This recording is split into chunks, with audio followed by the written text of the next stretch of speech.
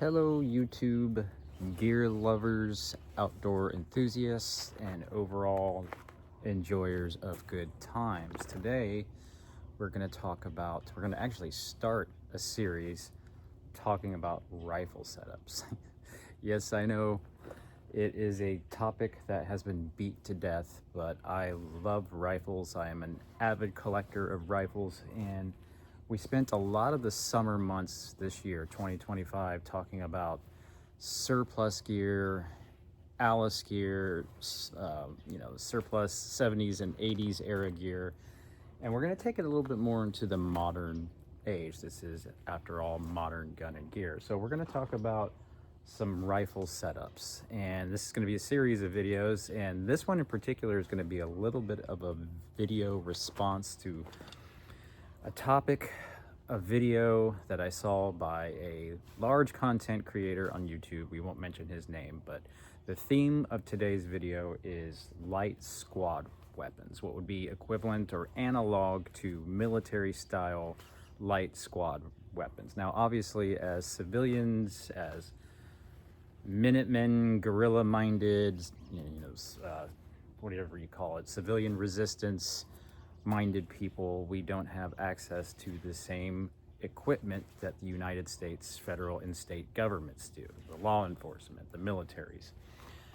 It still gets my goat every time I see a rifle or a piece of equipment or something that's of restricted use that says law enforcement or military use only. That really annoys me. Now, when I first started getting into gear, I thought it was really cool to get maybe like an old M4 assault weapons era ban rifle that said restricted use. I thought that was cool. But now that I'm older, arguably a wiser man, that shit really irritates me. So now that being said, let's get back to the idea of the light squad weapon. And again, this is a little bit of a video response, and I'm going to cover a couple of things that I think that particular content creator missed. And not for necessarily a lack of knowledge or experience, but I think, their particular emphasis is on medical and totally different stuff, whereas they don't have the time maybe to consider all aspects, even though they're doing a pretty thorough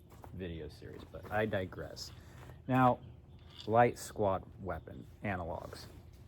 Just to give you an idea about some of the other things that we're going to be talking about in this basic rifle setup series, is this basic rifle setup. And although we're going to be talking about a more modern application that does have some attachments, I think it's pertinent that people consider having just a general purpose rifle that doesn't really have anything attached to it. That's just for basic rifle stuff, just maybe during the day, homestead. This is actually my truck gun, so I usually only travel into the city or other rural areas during the day. I seldom go at night, so and I don't plan on doing any CQB or indoor combat, if you will. So just a general purpose truck gun. This is the Daniel Defense Retro 556 in its stock configuration. So it's a pretty cool little gun, and it's very lightweight. It's probably less than 7 pounds, and I can get around. It's got a 14-inch barrel on it.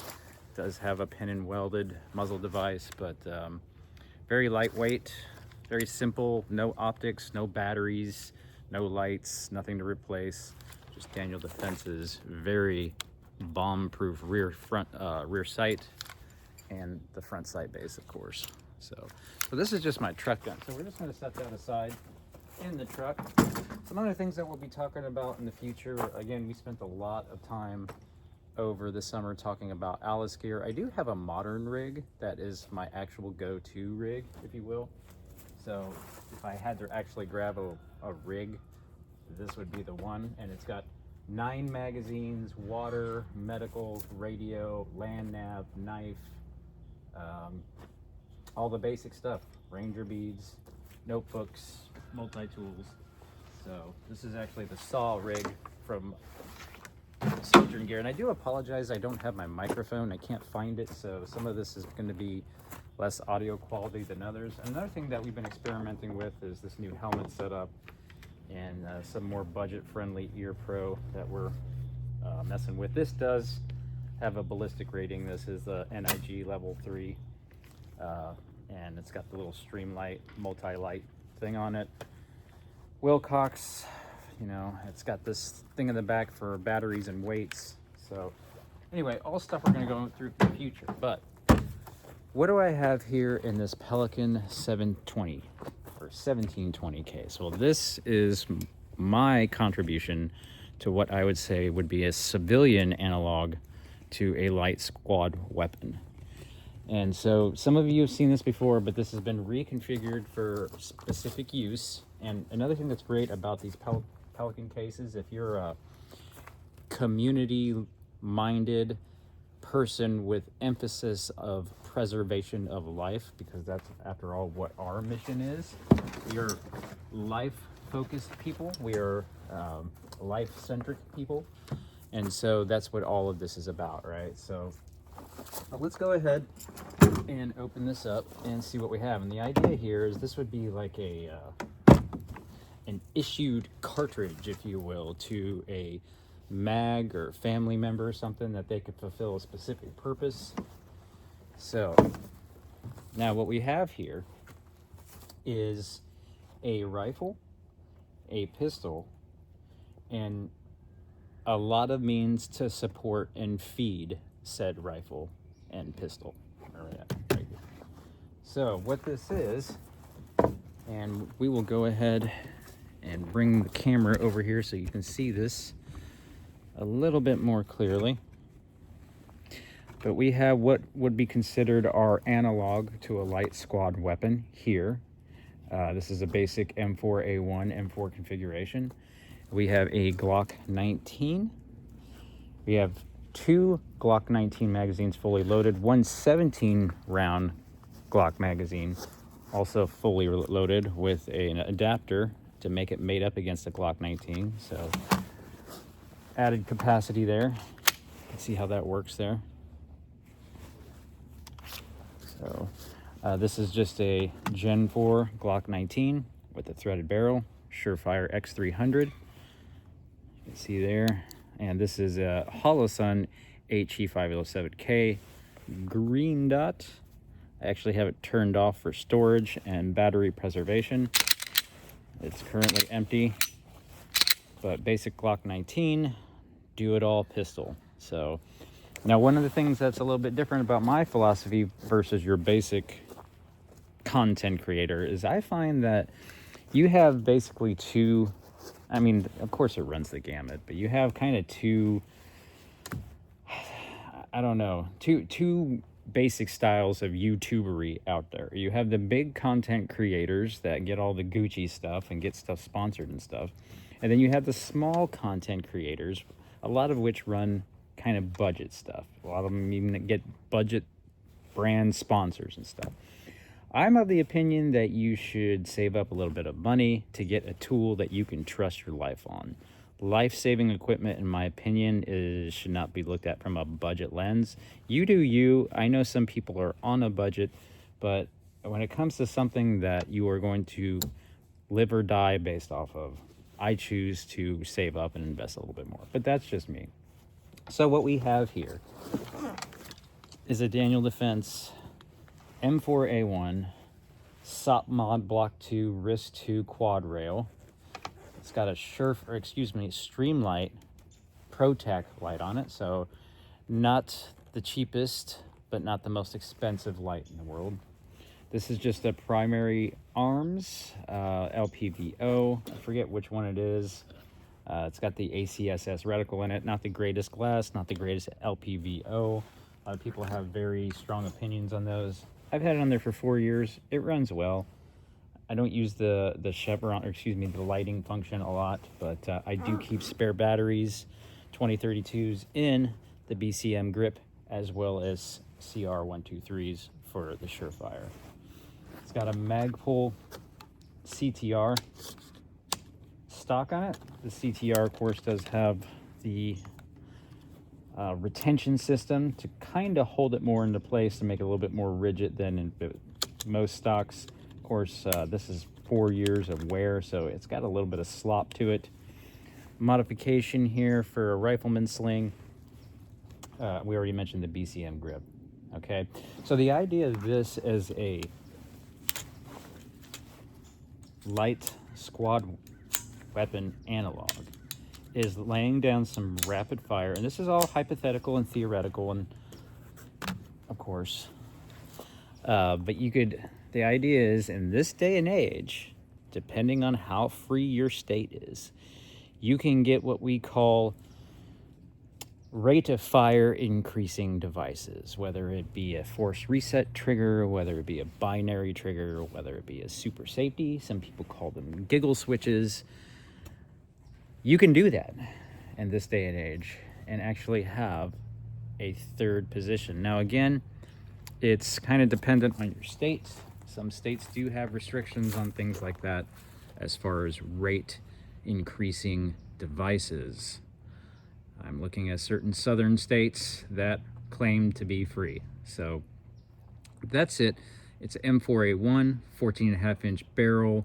One of the things that I think that person in that video didn't really consider was heat dissipation, quality of tools, utilizing rapid fire or rate increasing devices, as well as heat dissipation, quality of the materials, and also the actual muzzle device. So what we have here, I don't know if you can see that, that is a 3P eliminator from Surefire. It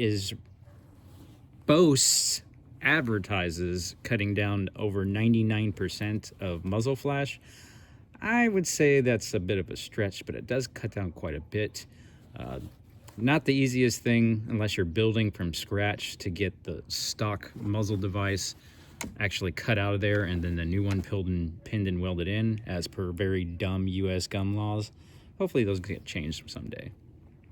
To feed your, let's just say, light squad weapon analog, we have here a 60 round drum mag, and we have a couple of 40 rounders around here somewhere. But these are fairly reliable compared to some of the Asian knockoffs. This is a Magpul, what do they call it, D60 Gen 3. And we have some 30 rounders here, and we have some 30 rounders here. And what I'm going to be doing is cutting this in the case foam to accommodate 40 rounders, because we recently picked up a few of those. So 60, 90, 120, 150, 180, all in here as far as actual ammunition. Here cut, and here we have a rifle maintenance kit, and this has all the rods, brushes, it's got oil, it's got lubricants, it's got some cloth for cleaning, doing basic rifle maintenance. And over here underneath this other bipod leg, which is going to knock over the rifle, we have a Leatherman super tool. So between the basic rifle maintenance kit and the super tool, I can do a lot of maintenance here and support this light squad weapon analog. Now again, we don't have belt feds, we don't have M249s, we don't have select fire and automatic fire in most regards. Some people might be able to afford that stuff. Get yourself a pre-86 whatever. I'm not in that spending class, so this is my solution to an analog to a light squad weapon. Again, a little bit of a response to a civilian resistance series going on by a different content creator, and I always enjoy the opportunity to talk about rifles, and this is one of my favorites, the Daniel Defense M4A1. This isn't a build, this is a factory M4A1 that basically has had the furniture replaced, the muzzle device replaced, and many years of love and service. This has always been my EDC, my go-to, if you will. And what that means for me to EDC a gun, basically, is that it's my truck gun. It's my truck gun. Now, this is my EDC gun now, meaning that I might grab this out and walk around my property. At night, I might switch to something like this, or maybe my home defense gun, which we will do a video on that eventually. Home defense, set up for CQB. Makes sense? I think it does. All right. Trying to think if there's anything that I missed on this. Recommend you get yourself a good charging handle. This is stock. The stock Daniel Defense M4A1s come with what they call the grip and rip charging handle, which you can see there. It's a pretty nice charging handle. And here, you want to hear the ring? That's my 3P eliminator or tuning fork there. So some manufacturers will make the tines different lengths, which will cut down on that ring. For whatever reason, Surefire didn't. I mean, that's a $70 muzzle device. You can pay $100 on top of that, $160 to get, you know, a war comp or the version of the 3P, the, what do they call it? It's like the SF3P that will also mate up against the Surefire RC line of suppressors, which we have one of those in Purgatory that we are waiting on January 1st so we can take that home without paying the $200 penalty. Because I do have another setup that does have the SF3P on it. And unfortunately this one does not, so it won't take a suppressor. But not every gun needs to have a suppressor, just like not every gun needs to have a light. All right? So anyway, that's it. Just some gun talk, some modern gun talk. And I thought some of y'all would enjoy that, being that I had some time to kill before martial arts tonight. Now, apart from the rifle series that we have coming up, another thing that I'm going to have coming up is a series on martial arts for the modern Minutemen / guerrilla martial arts. Now, a lot of the stuff that people talk about is doing martial things, and I don't think a lot of people quite connect the dots that martial arts can inform martial things to include shooting. Just the basic structure of shooting, of having a good stance, of having a good form, is basically informed by your fighting stance. Whether you're fighting boxing, you can do the Boston shell, or whether you're fighting with a rifle, a good stance informed structure is very important, which is why I'm going to be doing some talks on actual martial arts. So look forward to that coming up. And with that, stay safe out there, stay prepared.